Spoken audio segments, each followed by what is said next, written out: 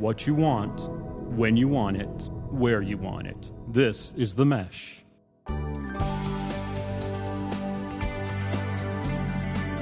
Hello and welcome to Stepping Up Service. I am Alan Jackson with the Jackson Group, joining you once again for our second episode. And with me, just as in the first round, is Ed Gagnon, President of Customer Service Solutions. Ed, how are you doing? Doing great today. How are you doing, Alan? Doing fine. Good. Doing fine. Good to see you again.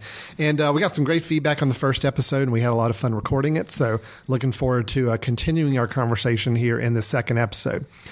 Now, Ed, we talked a little bit last month, and really last month was kind of setting the framework of what the mentality of the show is, that we are talking about customer service. We're talking about ways people need to think about customer service, ways people can work on improving it, some of the changing nature of customer service.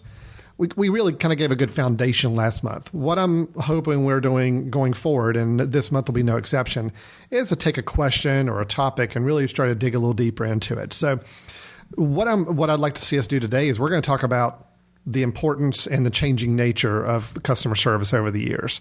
They kind of go hand in hand. I think we're going to be talking about, why is customer service important? That may seem like a no-brainer, but, there's probably some things that we all need to be keeping in mind with customer service and always putting it in the forefront. And then we're also going to talk about how it's changed over the years. For better, for worse, more important, less important. We'll kind of dig into that a little bit in the various groups that are affected by how important and changing customer service is. Sure. Sound good to you? Yeah, sounds great. Great. And we'll just kind of get right into it. So, Ed, I'm gonna volley the first question over to you to get us started here. Okay. In the grand scheme of things, when you talk about customer service and you're trying to explain the notion of customer service as a broad concept to somebody, do you think in the workplace, in the general business world, overall, do you think that we see customer service as important as it needs to be? In general, no. Okay. I definitely don't, especially in the U.S.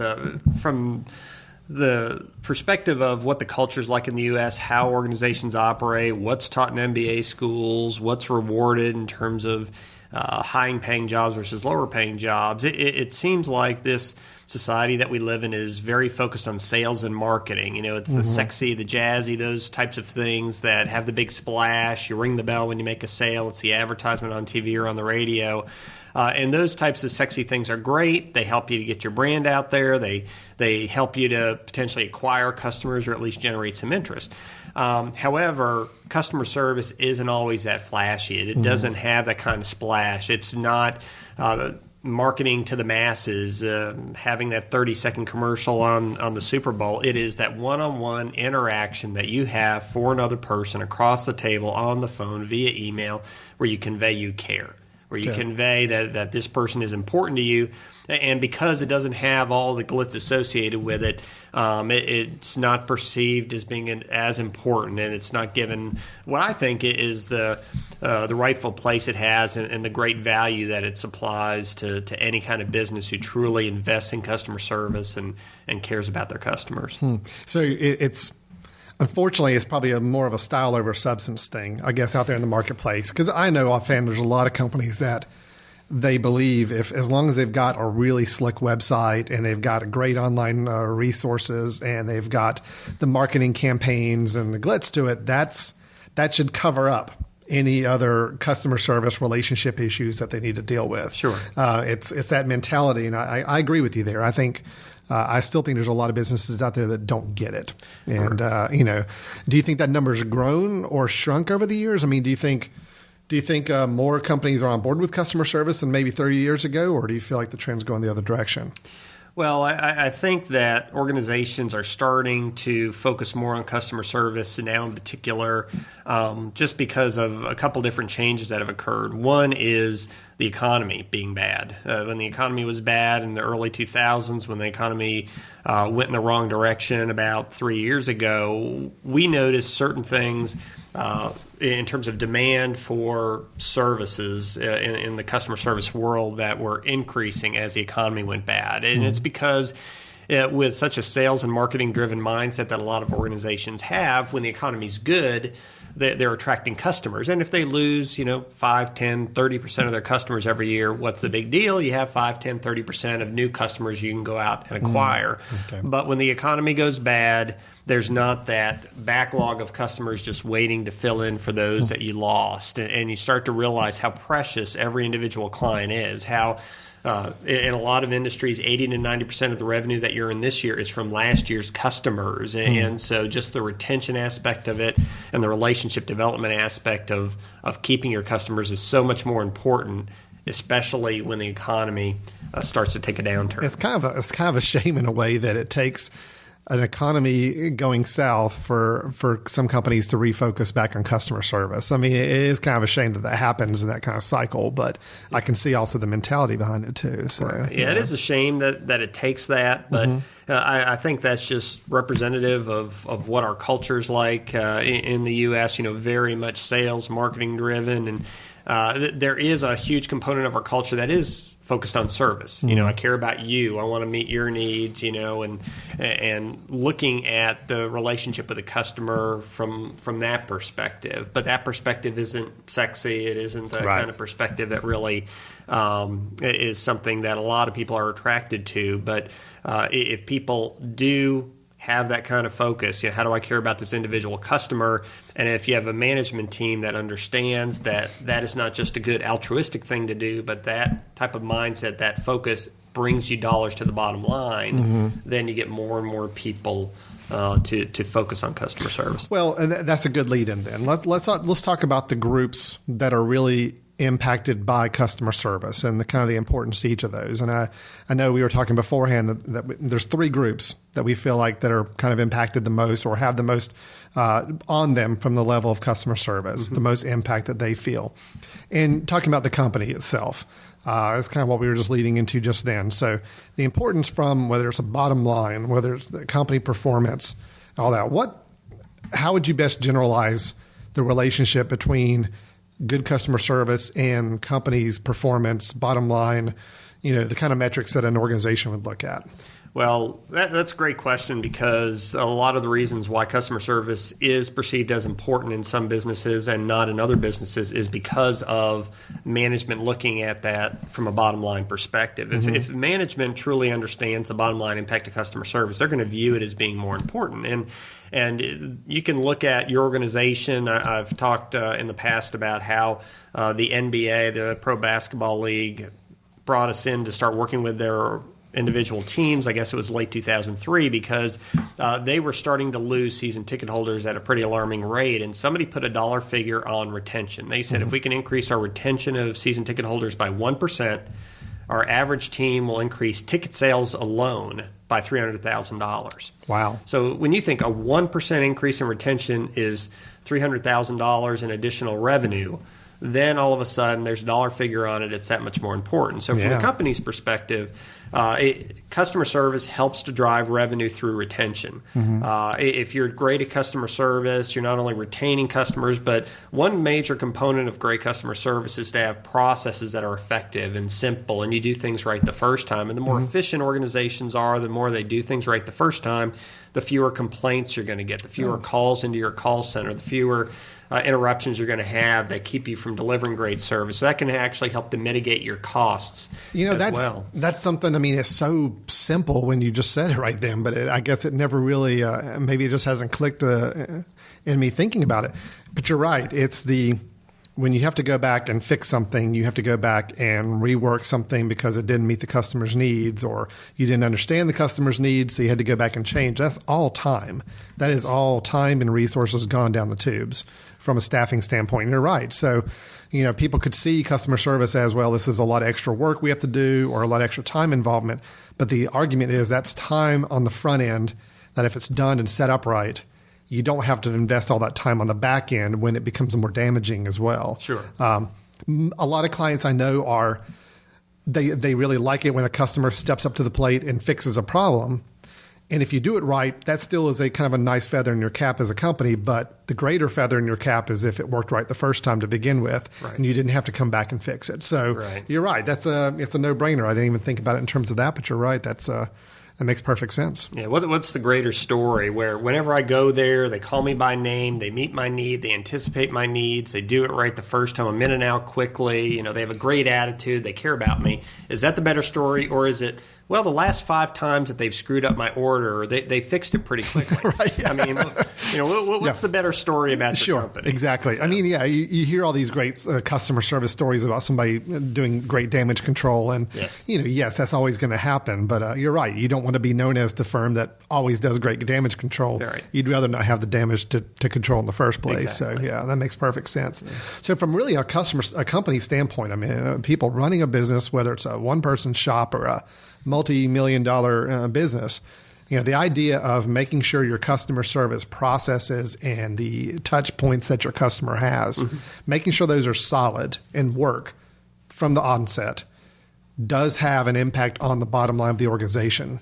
Yes. Because if it's set up right, you don't have those staff people or anybody having to do damage control, spending the time reworking it, fixing it, correcting issues, whatever it may be, it runs. And if it runs right, it's more efficient. More efficient means less cost, right? So, right. Yeah. And if you think about what the customer bases their opinion on, they base their opinion on the attitude of the employees and the processes. Is it easy to work with this company? And then obviously the actual product or service itself. So if you think about those 3 characteristics, 2 of those are customer service related. It's the attitude of the employee. It's a process that the customer experiences. And if you can make that aspect of your business great, your customer service is fantastic. And whenever I go to this business, I have great service. So the customer starts forming an opinion of this organization. They do things right the first time. They have a great attitude. And when I talk to my buddy, I talk to my spouse, I talk to my coworker, I'm going to talk up this business. So the business impact on the company is, sure, they can do things right the first time and mitigate their costs. Sure, they can retain the existing client. But also that word of mouth that generates referrals, generates new business is enormous. And most companies will tell you their best form of advertising is word of mouth. And that's because you have somebody who's heard something great. It's come from an actual customer. There's a little bit of realism in there, but it's a relationship that prospective customer has that led them to your business. So anything you can do in the actual experience with your customer to foster this great opinion that your customer has will actually be generating additional new customer prospects for you. So impact of the company is the efficiency and the operations and making sure you don't have to go back and fix things is a time saving. Yes. And then you've got that reputation, word of mouth impact out there that obviously is going to help with marketing and sales and all those other activities. Right. So you have positive revenue impacts with retention and referrals. You have positive cost management impacts. And there have been studies done. I think Harvard Business School did one many, many years ago that said for every 1% you can increase your customer retention, you're going to look at a profitability increase of 20 to 30%. So it's one of those situations where if you can increase your revenue through your existing clients, that's huge because you don't have to do a lot of advertising and marketing to acquire those clients. When you're generating revenue by delivering services to existing clients, obviously there's a cost to deliver that service, but you're not having to incur additional fixed costs. So the most profitable new revenue that you can generate is that new revenue that you generate from existing clients. Yeah. Okay. That makes perfect sense. I mean, it's and there again, there's so many books and training courses and publications out there talking about the importance of customer service. But I think sometimes you got to connect those dots and you've got to see that customer service to dollar profitability impact to really make it connect for some people. And I think on the company side, it's those 2 things. It's operations and it's marketing and reputation and how those 2 feed together. Right. The money, the branding. Right. Yes. Right. Are you familiar with Zappos? Yes, definitely. Yeah. The company, online company that sells shoes, right? Yes. Yeah. So, but they've got just this renowned customer service mentality and it starts from the top down. I mean, the CEO of the company is the one pioneering it and even responding to some customer questions very directly. And I think it's great. It seems to be a company that gets it, that understands this is important to us and we're going to set ourselves apart. And, it's a great example of somebody that, as an organization, they recognize the importance of customer service. And because they do, that's the first name that pops in my head when somebody asks me about a shoe retailer now. Yes. It is. And so it's automatically meeting that second thing about the marketing and branding you were talking about. Now, I don't know anything about their financials. I would assume they're doing okay. Who knows? But I would have a hard time believing that they're not, with the kind of customer service mentality they seem to be pushing out there. Right. And that's probably a good segue into another area where customer service is very important, and it's very important to the employees as well. And it can be for several different reasons, but just to kind of focus on Zappos for right now, they have one policy, I guess you would call it, that really makes them stand out in terms of how they try to create the kind of culture that they want in their organization. They actually bring their employees into the organization. They'll go through this orientation process, and they get them exposed to the culture and what it's like to work there. And these prospective employees literally work with Zappos, and they get the feel of what the experience is like. Prior to fully hiring these folks, coming from maybe a prospective employee and going through this whole probation period to becoming a full-time employee, they actually offer to pay the prospective employee money to leave. Oh, wow. Mm-hmm. Yeah, it used to be $100, $200. Now I think it's literally $2,000 to $3,000 to say to this employee, now you can stay with us. We're ready to hire you at this point. Sure. You know, you obviously fit in well with our culture, and we'd like to have you. But, we'll pay a couple $1,000s right now to leave. And the reason why they used to offer $100 to $200 and now they offer $2,000 to $3,000 is that the employees continually reject the offers. Yeah. They want so much to be a part of this culture. They want so much to participate in this environment and to deliver the kind of service and to have the kind of relationships that Zappos is all about, that they're willing to forego that chunk of change to be a part of something greater. So, yeah, that's great. The culture of the organization's very important in customer service. You want people to be hired who have that kind of mentality. I want to serve others. I want to help others. People who can communicate well, face-to-face, phone, email, that sort of thing. And from the employee's perspective, it's beneficial to them as well to be great at customer service. You can think about a couple different examples. Here's a hypothetical example of an employee who works in an organization that's terrible at customer service. They walk in to start the day.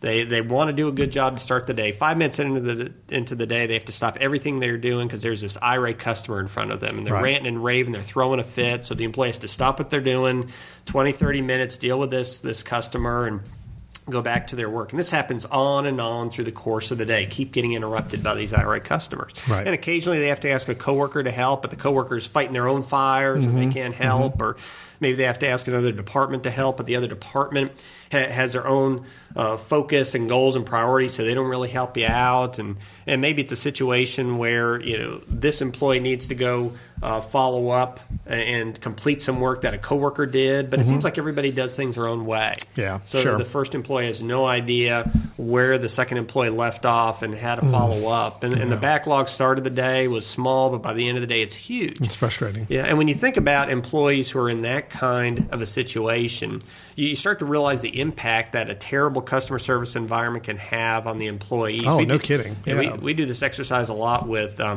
clients, especially if it's some kind of customer service training, and they continually say, if I had to work in that kind of environment, my stress would be through the roof. The workload, it would be unmanageable. There would be no flow to the work.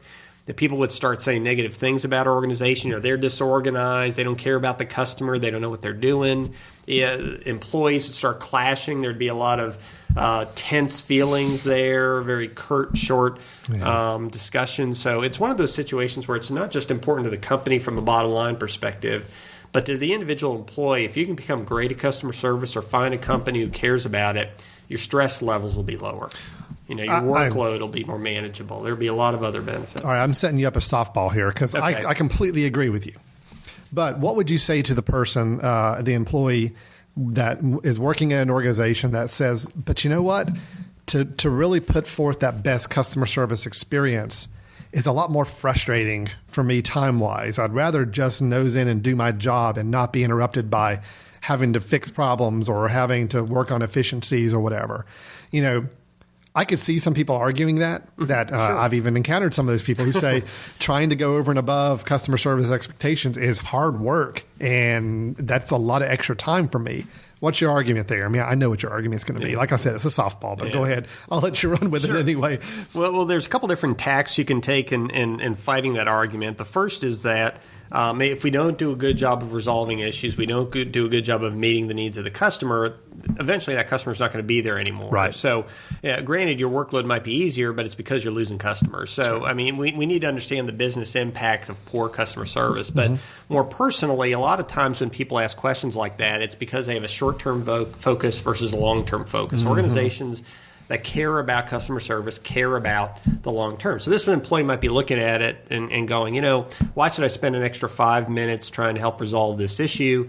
Why should I try to do things right the first time or standardize to this process? Why should I try to do these things? It just costs more time now. Well, maybe it might cost a couple more minutes now, but if you do things right the first time, you're not going to get that person calling back. Yeah, right. If you are doing things right and the person has a good experience, then they're going to come in with a positive attitude. But it takes a lot longer to deal with a customer who walks in with a negative attitude than to deal with a customer that walks in with a positive attitude. Well, I think that was. I like the way you put that with the short term versus the long term view. I think that is really the problem with a lot of companies. They may say, "Oh yes, we're customer service is important to us, and we want to make sure that you answer calls as quickly as possible. We want to make sure you try to resolve questions." But if you're not looking at that long term approach, and then you're not doing the front end work to make sure your systems are designed to handle better customer service, then employees are going to get burnt out because even though they're being told respond to this question quickly and solve these problems, but if you keep having more and more problems that you're having to respond to quickly, that's another way somebody's going to get burnt out. Sure. So those employees thinking about the short term, then wondering, well, why should I invest this much time to get this kind of new system set up or these new efficiency put in place or this new experience for the customer? It's all about investing for the long term. Right. Yeah.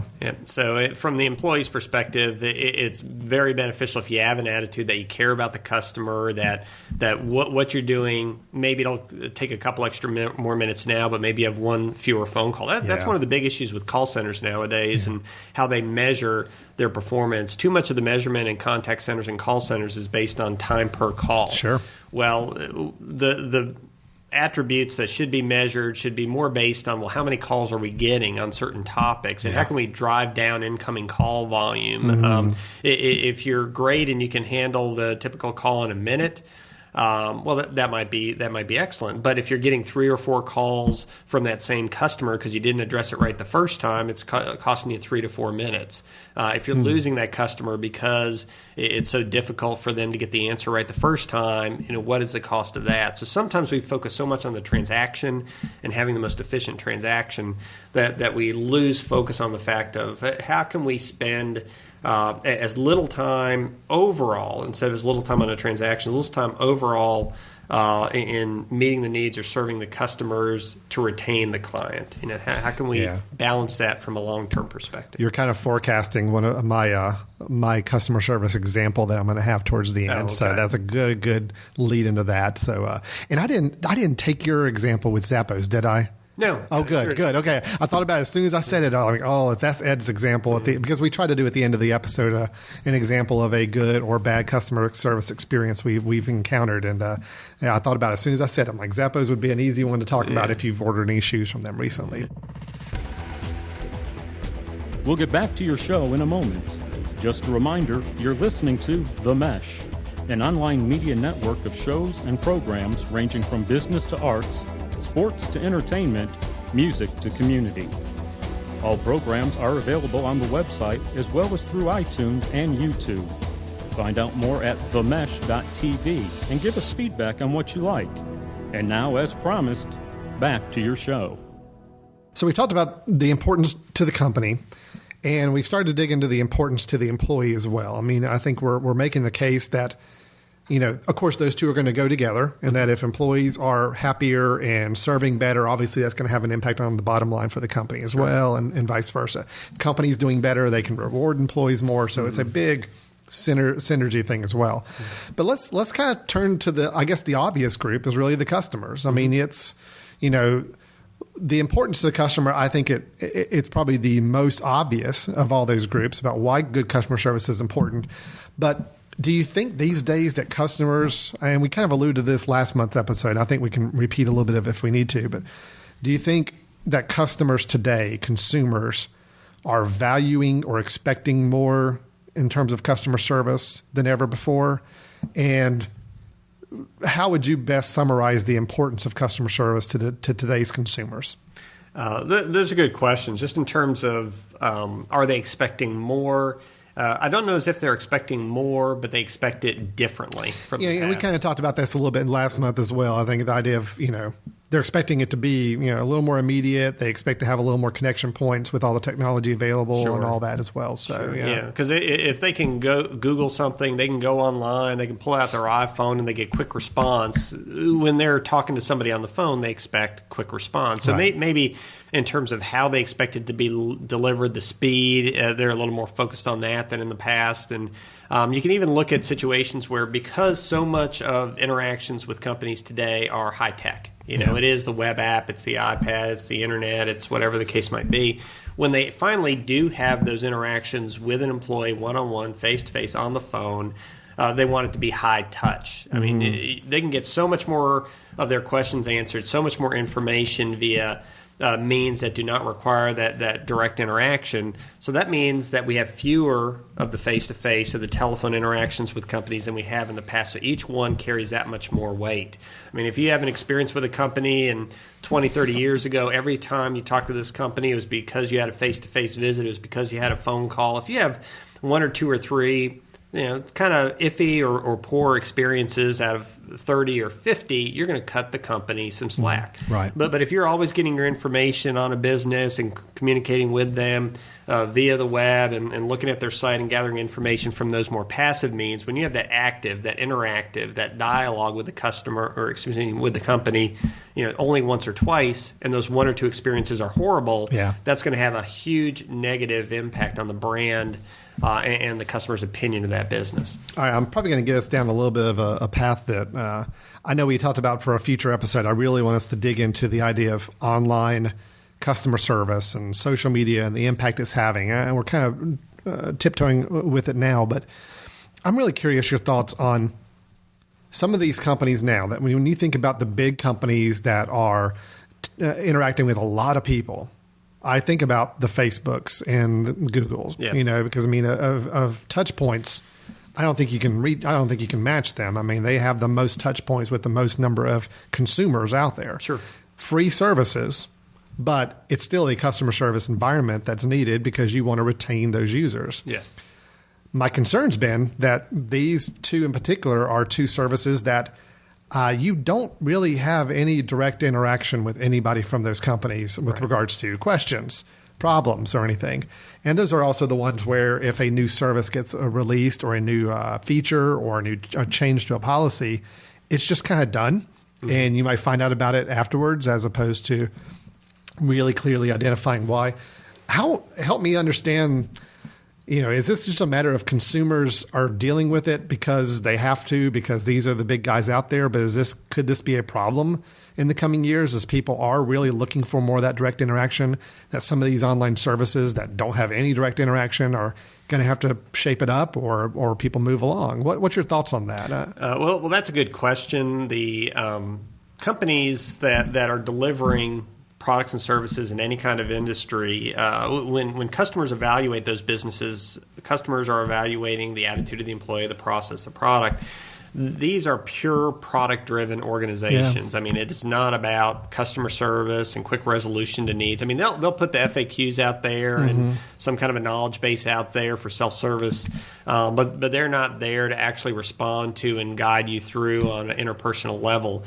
When they do that, it's maybe Google sending out an advertisement, and we'll have this account representative waiting to help you spend your $300 on some ads. But yes, they could be losing business. Yes, they probably are losing some business, but their business is all about a product. Okay. And so they realize that's just a cost of doing business. Is I'm going to lose a lot of customers, but our product is basically a web-based, passive, online research tool. You know, they have all these other applications as well now, but Sure. You know, that's basically our product. And if people don't like it, you know, they're welcome to go elsewhere. But we know what our discipline is. Our discipline is developing free web apps and leveraging those to generate revenue and through advertising and other means. And that's what we're going to focus on. We don't care. So there's definitely a risk. There's a cost to not caring about that aspect of customer service, and they're just willing to take the risk to do that. Wow, So. interesting.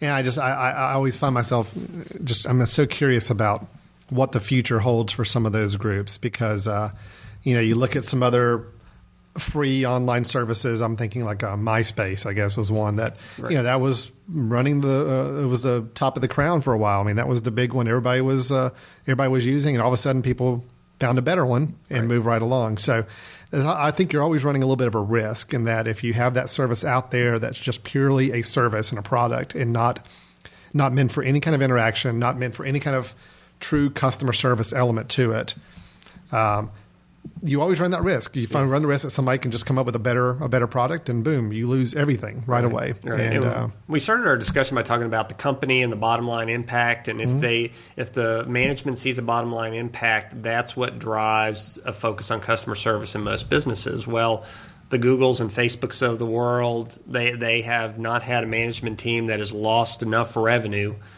to really say, you know, this has a financial impact yet. They're still heavy marketing, advertising driven, put out the free software and see who grabs it. And that's just their philosophy, their way of doing things. And it's hard to argue with that being the core of what they do, but it's easy to argue with that being all that they do. I actually just wrote down, I think I'd love to spend a little time on a future episode, even talking about the mechanics of customer service in a free service world, because it's a whole different dynamic. I mean, like we're talking about there is you're offering something for free, you're giving it out there for the world. How does that change the scope of customer service? How does that change how customer service is perceived, or is it perceived at all in this situation? So I've got that on the list. Great. That'll be a future topic. I'm making notes as we go along, future ideas we can go into. So the three groups that we really kind of talked about that the impact, the importance of customer service really hits. Obviously, they're all three intertwined. You've got the company, you've got the employees, and you've got the customers themselves. One affects the other. It's a very a synergy type of relationship between them. But customer service obviously has a huge important role in all three of them, and you know you need all three buying into that same customer service mentality for it to work, right? Correct. I mean, all of them have to be on the same page. Yeah, if the employee doesn't care, it's going to come across to the customer. If the customer doesn't care about it, then what's the use in the company investing? If the company doesn't care, they're not going to invest in the people and the processes and the systems to deliver great service to the customer. So Right. they all have to have a common understanding of why it's important to move forward and really focus on it. Yeah. All right. Well, I know last month we kind of capped off with both of us giving an example of a customer service experience, and we get to play the kind of the good cop, bad cop, I guess. We get to trade off. One gets to bring up a bad experience, and one brings up a good one. I got the pleasure of having the good experience last month, so I will turn it over to you. Why don't you share with us a good customer service experience you want to highlight, and then I'll get to play the bad guy and go the other direction. Okay, great. And this particular story is about a friend of mine. It's actually one of my wife's best friends, and she has a daughter, elementary school, and they had always talked about sometime going to Disney, but they had never gone to Disney, and we'll just call the daughter Mary. So Okay. Mary always wanted to go to Disney. And one day, it was near the end of the week, Thursday or Friday, I believe, the mom woke up at the normal time with the daughter, and instead of getting ready to school, the mom said, "Mary, have a surprise for you. We're not going to school today." And Mary said, "Why?" And the mom says, "Because we're going to Disney World." And the girl's eyes lit up. She was excited. They were finally going to go to Disney World. So the mom and the daughter, they went to Disney World, and they met the mom's parents there. So it was the four of them having just a wonderful time. The mom had bought these Disney princess dresses. Oh, wow. And, Nice. They were having a wonderful time down there. And at one point, they decided to go into an ice cream shop on the Disney campus, and everybody got their ice cream. They all sat down, at the table to eat, and just as the girl was getting ready to eat the ice cream, and this sounds like it's out of a movie, but the ice cream on top of the cone fell off on her dress and onto the floor. Oh, wow. And you could start to see the tears kind of welling up in the little girl's eyes. So the mom said, "Come on, Mary," and they went to the restroom to go get the dress and everything cleaned up. When they came out of the restroom, there were two people standing at the table with the grandparents, and they were Disney cast members. That's what they call them in Disney World. And the mess had already been cleaned up, and the Disney cast members were standing there. And as the mom and the daughter walked up, one of the cast members said, "Is this the little girl that I understand had a little accident here?" And the mom said yes. And the cast member said, "Well, do you mind if I take her over to the counter with me?" And the mom said, "That's fine." So the cast member took the little girl's hand, and Mary and the employee walked over to the ice cream counter with the mom, and they talked to the person on the other side of the counter. And the cast member said, "Now this little princess had an ice cream cone. There was a little accident. Can you give her a new one?" And the other person said, "Oh, definitely. I'd love to. What would you like?" And gave the girl exactly what she wanted. And it was one of those situations where the employees obviously noticed what had happened, and they were proactive in fixing the problem. They didn't rely on the customer to fix the problem or to clean up the mess or to go get them. They were proactive, and they waited on the mother and the daughter to come out. They were patient, and then when they came out, they were very respectful of the mother and the daughter, and they treated the daughter special by calling her a princess, and they remedied the situation even though it wasn't the ice cream shop's fault. And you look at all these different things, and you start to realize why people love Disney, even if there is an issue, kind of like we talked about early on in our time together. They are wonderful at service recovery. They're proactive. They're respectful. They try to make it a wonderful experience. And that was one of those situations where that mother has told the story many, many, many times. It helps to build the brand, build the reputation of that organization. And it was just a great example of great customer service. That's really nice. What I really like is I hear good customer service examples, like even with an ice cream shop example like that, where I can see a parent going to the counter to the employee and saying, "My daughter, spilled part of her ice cream cone," and I can see the employees stepping up and saying, "Oh, well, let us help with that and let us get a replacement or whatever." Sure. But the fact that these guys were watching and saw what happened without anybody having to come up to them and ask them to help repair it. Exactly. That's that extra step. Yes. I think a lot of companies feel like, well, as long as our employees respond to questions or problems in a positive manner, yes, that is a good step. You can't discount that. But it's that extra above that where you're actually watching for those things and you're taking care of it before anybody even thinks to ask about getting help with it. Yes. That's really impressive. It's proactive versus reactive. It's anticipating versus just being passive and waiting for some customer to come to you with a need. That's great. Okay, well, I get to harp a little bit, and this is a little bit of a rant for me, but it is a customer service rant. So I'm just going to go ahead and kind of preface it with that. And I will change the name of the company to protect the innocent. It is a major national fast food chain. I'm going to change the name. Let's call it McDudley's. Okay. So you've got McDudley's out there as a fast food chain, not necessarily associated with any other fast food chain out there. I'm just giving an example. And this is actually something I've noticed with a lot of chains. So I'm not even just singling out one here, but I'm concerned about what I'm kind of calling the lazy generation that's starting to affect some of these places. And to me, this is an example of where a company says, "Ooh, we can be more efficient. And by being more efficient, we're actually going to be better for the customer." But it's kind of backfiring to me. You pull up to the drive-through window, and they've got these systems now where when they detect that you're up there at the speaker, a recorded voice comes up. "Hi, welcome to McDudley's. What can I do to help you today?" All right, on the surface, that sounds like a great idea. Let's go ahead and give them a quick, warm, friendly welcome the minute they pull up. But the downside, where it starts to backfire, is that when you start talking to that automated voice, you're expecting the person on the other end to already be listening to you. Most of the time, they're not. Sure. And then secondly, the person that comes back generally has a completely different tone and voice than that nice little warm, friendly message you got on the front end. So to me, that's an example of, they're trying to do something that they feel like is going to make it more efficient and they're going to make it more pleasing to the people. But it's an example like you're alluding to, is almost where you try to mechanicalize it too much to where it actually comes across really poorly. And I think that right now, I'd rather wait another 20 seconds to have a human being welcome me and know that they're going to walk me through the whole process of ordering, as opposed to talking to a recorded voice, which is almost so obviously, let's be sugary sweet with this voice.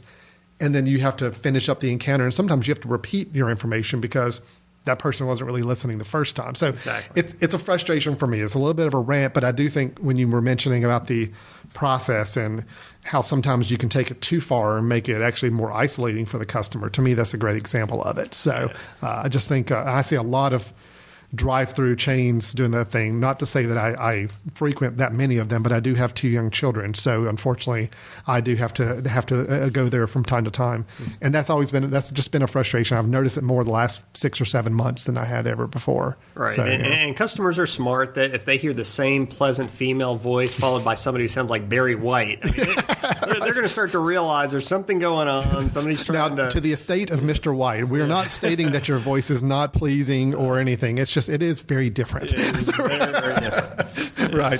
So that's a frustration for me, and I think that's a great example of just trying to do something customer service oriented, but it's not connecting. It's not the way you need to be doing it. Right. And I'd much rather go to places where I know I'm going to be talking to a human being the whole time.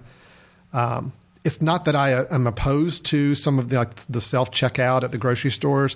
If you make a conscious decision that you want to go self-checkout, that's great. That is a good customer service avenue.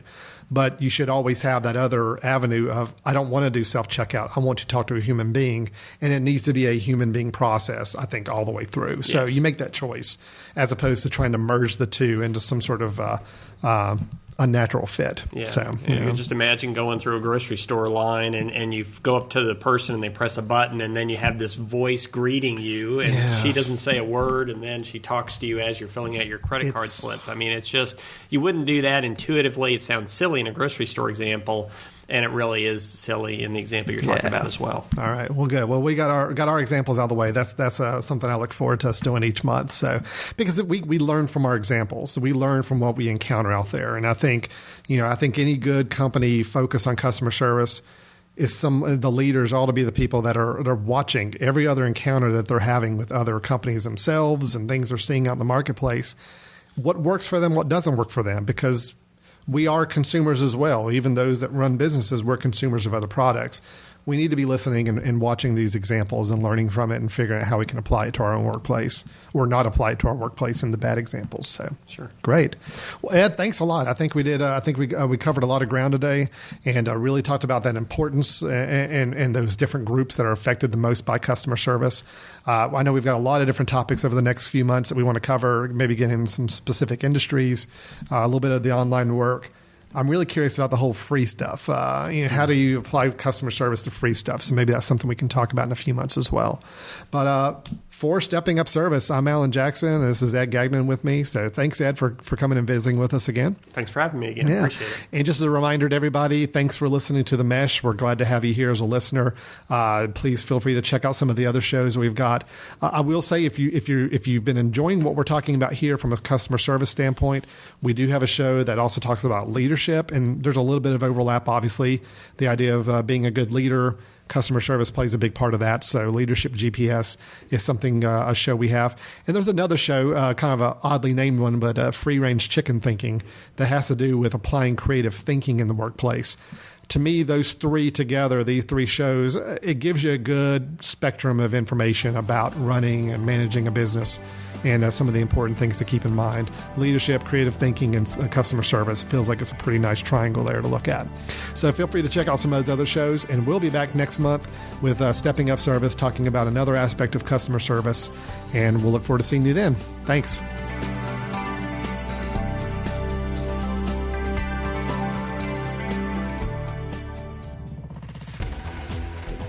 You've been listening to The Mesh, an online media network of shows and programs ranging from business to arts, sports to entertainment, music to community. All programs are available on the website as well as through iTunes and YouTube. Check us out online at themesh.tv. Discover other network shows and give us feedback on what you just heard.